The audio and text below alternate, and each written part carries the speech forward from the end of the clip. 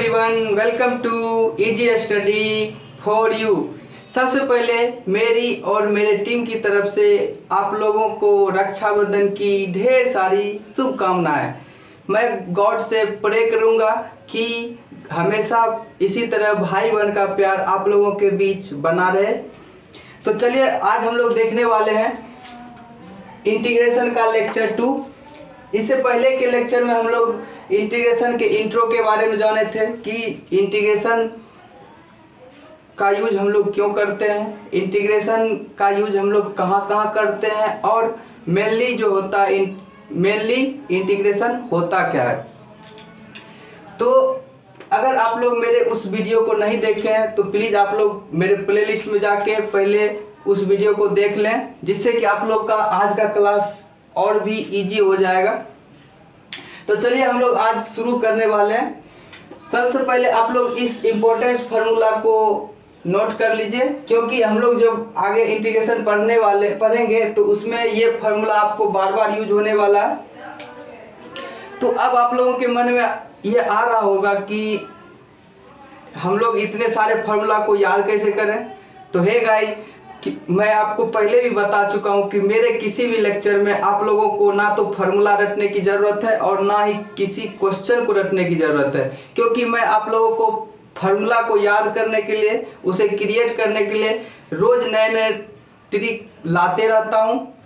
इसलिए आप लोग मेरे किसी भी लेक्चर को मिस मत कीजिए, इसी तरह बने रहिए हमारे साथ, जिससे कि आप लोगों का इंटीग्रेशन से रिलेटेड एक छोटा से छोटा कंफ्यूजन भी नहीं रहेगा। ये जो इम्पोर्टेंस फार्मूला है, मैं आप लोगों को इस सारे फार्मूला को याद करने का ट्रिक भी बताऊंगा और उसके बाद इस सारे फार्मूला ये मेरा कैसे बन रहा है इसको भी मैं एक्सप्लेन करके बताने वाला हूँ, ठीक है। उससे पहले हम लोग इस जो पढ़े थे इंटीग्रेशन का एक बेसिक रूल भी पढ़े थे। तो सबसे पहले मैं इंटीग्रेशन के बेसिक रूल बता देता हूं, उसके बाद हम लोग इस फार्मूला को याद करने के लिए सीखेंगे और ये फार्मूला किस पे आधारित रहता है उसको भी हम लोग देखेंगे। तो चलिए सबसे पहले इंडिफिनिट इंटीग्रेशन का मेरा फर्स्ट रूल क्या कहता है कि integration of n dx equal to nx plus C where n is constant. मतलब कि अगर यहाँ n के जगह मेरा कोई कांस्टेंट रहे और इंटू dx रहे तो उसका इंटीग्रेशन क्या हो जाएगा, nx प्लस सी। इसका हम लोग एक एग्जांपल भी इससे पहले के लेक्चर हम लोग देख चुके हैं। तो चलिए हम लोग अब देखने वाले हैं रूल नंबर 2। तो रूल नंबर 2 मेरा क्या कहता है कि integration of ax plus B पर पावर n इंटू dx रहे तो उसका क्या आ जाता है फार्मूला मेरा, ax प्लस बी पर power n plus 1 upon n plus 1 D by D X ax plus B plus C. ठीक है, तो इतना बड़ा फार्मूला को अगर ऐसे हम लोग देखें तो लग रहा है कि ये इतना बड़ा फार्मूला हम लोग से याद होगा या नहीं होगा।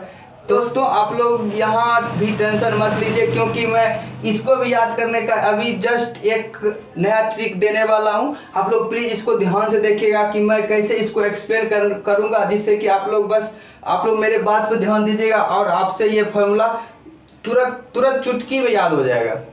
इससे पहले जब हम लोग इम्पोर्टेंट फार्मूला लिखे थे उसमें हम लिखाए थे कि integration of x power n dx equal to क्या होता है, x power n plus 1 upon n plus 1 plus C.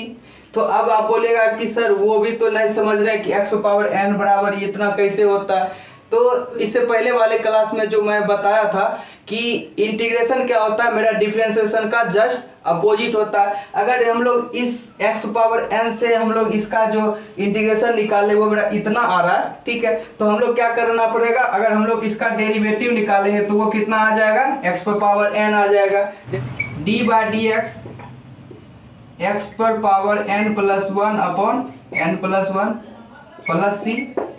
ठीक है, तो अब हम लोग इसका डेरिवेटिव निकालेंगे। तो डेरिवेटिव कैसे निकालते थे, ये तो मेरा कांस्टेंट है। सबसे पहले हम लोग u प्लस वी का भी फॉर्म पढ़े थे, इसमें क्या होता है दोनों में अलग अलग डेरिवेटिव लग जाता है। तो ये मेरा क्या हो जाएगा, डी बाई डी एक्स पर power n plus 1 upon n plus 1 plus D by D X C. ठीक है, अब देखिए यहाँ जो ये नीचे n प्लस 1 है वो मेरा क्या है, कांस्टेंट। और हम लोग जानते हैं कि डिफरेंशिएशन में जो भी कांस्टेंट रहता है वो मेरा क्या जाता है, डिफरेंशिएशन से बाहर आ जाता है। तो ये मेरा क्या आ जाएगा, 1 अपॉन n प्लस 1 और ब्रैकेट के अंदर क्या बच जाएगा, D by D x x पर पावर एन प्लस वन, ठीक है, और प्लस ये जो मेरा कांस्टेंट है, और हम लोग जानते हैं कि डिफरेंशिएशन कांस्टेंट का क्या हो जाता है, जीरो हो जाता है, तो ये मेरा का टर्म क्या हो गया, जीरो हो गया। अब ये नीचे एन प्लस वन है, और अब जो मेरा ये टर्म बचा, क्या बचा, एक्स पर पावर एन प्लस वन।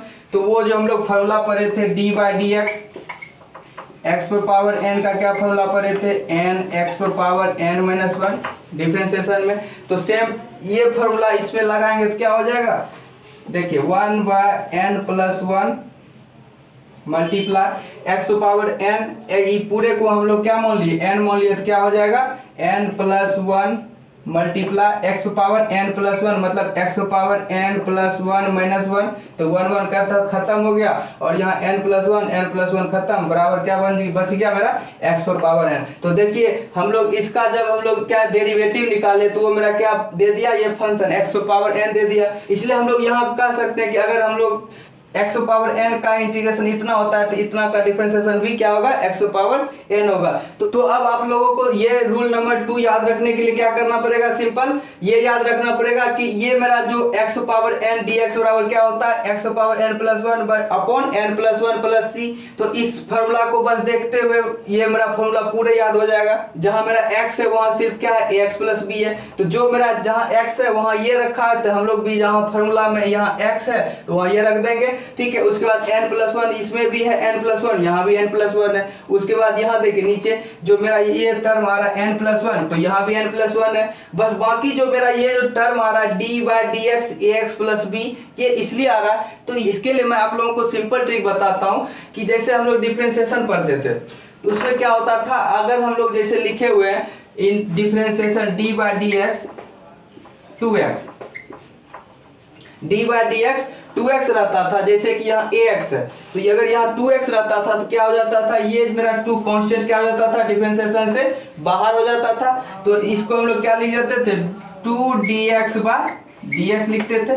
लेकिन जब हम लोग इंटीग्रेशन बनाते हैं इसमें क्या होता है, इसमें ये जो 2 होता है ये मेरा डिफरेंशिएशन से मल्टीप्लाई हो जाता है, और हम लोग जानते हैं कि इंटीग्रेशन मेरा क्या होता है, डिफरेंशिएशन का जस्ट अपोजिट होता है। अगर इसमें 2 से मल्टीप्लाई हो रहा है तो आप खुद कह सकते हैं कि इंटीग्रेशन में क्या होगा, डिफरेंशिएशन 2 से मल्टीप्लाई हो रहा है, इंटीग्रेशन में क्या होगा, 2 से डिवाइड होगा, सिंपल है। तो इसलिए ये क्या हो गया कि अगर यहाँ x ax है तो इसमें क्या किससे डिवाइड होना चाहिए, a से डिवाइड होना चाहिए। इसलिए a से डिवाइड होने के लिए यहाँ क्या लगाया गया, d by D X A X plus B. अगर आप लोग सिंपल वे में चाहते हैं इसमें बस सिर्फ आपको क्या लगाना है, अपॉन में इस पूरे को हटा के सिर्फ a लगा दीजिएगा।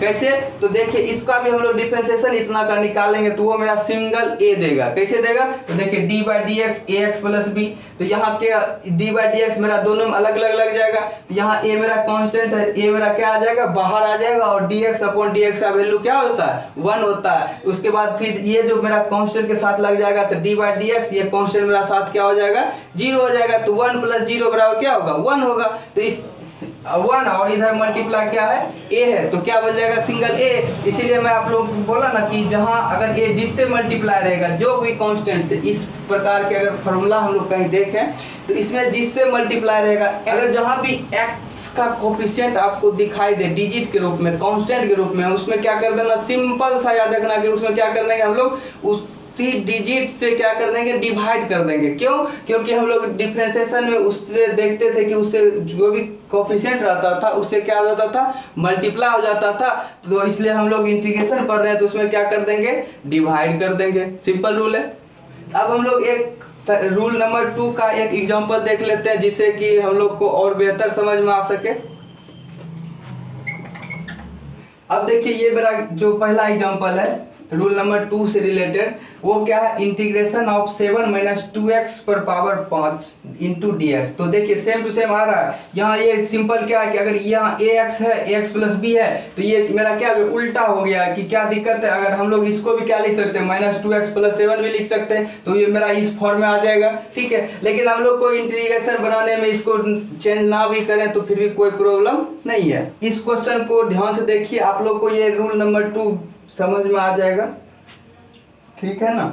तो सबसे पहले हम लोग देखते हैं कि इसमें क्या कहता है कि ax प्लस बी पर power n into D x रहे, तो क्या लिखते हैं ax प्लस बी n+1। तो इसका मतलब क्या है कि इस जगह जो भी रहे वो हम लोग क्या लिख देते हैं, उसको सेम टू सेम वहां लिख देते हैं। तो हम लोग सेम टू सेम इसका क्या लिख देते हैं, 7 - 2x जो है वो सेम टू सेम रख दिए। उस पे पावर क्या है, n+1। तो n की जगह यहाँ मेरा क्या है, 5 है। तो क्या हम लोग लिख देंगे 5+1। अब हम लोग नीचे मेरा क्या है, n+1, नीचे भी है क्या मेरा n+1। तो n की जगह मेरा 5 है, तो क्या हो जाएगा 5+1। ठीक है। उसके बाद जो ये मेरा देखिए डिफरेंशिएशन निकाला, d/dx ax+b, मतलब d/dx जो मेरा ये दिया रहता इस जगह, वो उसका हम लोग क्या निकाल देते हैं, डिफरेंशिएशन निकाल देते हैं। लेकिन मैं आप लोगों को इसके लिए एक ट्रिक बताया कि अगर किसी भी क्वेश्चन में x का कोफिशिएंट जो रहे, अगर हम लोग इंटीग्रेशन बना रहे हैं तो उस कोफिशिएंट से क्या कर देते हैं, डिवाइड कर देते हैं। तो यहाँ सिंपल क्या कर देंगे हम लोग, इसके मल्टीप्लाई के साथ -2 रख देंगे। -2 इसलिए रखे क्योंकि ये जो x का कोफिशिएंट यहाँ क्या है, -2 है। अगर इस जगह x का कोफिशिएंट जो रहता वो हम लोग नीचे से डिवाइड कर देते। ठीक है। तो इससे हम लोग डायरेक्टली इसका हम लोग का रिजल्ट निकल जाएगा। कितना निकलेगा, 5+1 क्या हो जाएगा 6, और 6 × 2 तो 12 हो जाएगा। तो कितना हो जाएगा, -7 - 2x⁻6 अपॉन 12 प्लस c, ये मेरा क्या आ गया, आंसर आ गया। तो देखिए कितना सिंपल वे में हम लोग रूल नंबर 2 को समझ गए। अब मैं आप लोगों को रूल नंबर 1 और रूल नंबर 2 से रिलेटेड कुछ क्वेश्चन दे रहा हूं, जिसको आप लोग खुद से कीजिएगा। अगर ये क्वेश्चन में कोई प्रॉब्लम हो तो प्लीज मुझे कमेंट करके बताएं, और यदि आप लोगों से बन जाता है तो प्लीज इसका आंसर हम लोग मेरे कमेंट में जरूर बताएं कि आप लोग रूल नंबर 1 और रूल नंबर 2 को सही से सीख पाए हैं या नहीं। प्लीज आप लोग कमेंट करके जरूर बताइएगा। ठीक है। इस वीडियो में बस इतना ही। यदि आप लोगों को मेरा ये वीडियो अच्छा लगा हो तो प्लीज इस वीडियो को लाइक करें और अपने दोस्तों के साथ शेयर करें, और हमारे इस channel easy study for you को सब्सक्राइब करें, जिससे हमारे आने वाले नए लेक्चर का नोटिफिकेशन सबसे पहले आपको मिल सके। मिलता हूं मैं आपको एक नए और मजेदार वीडियो के साथ।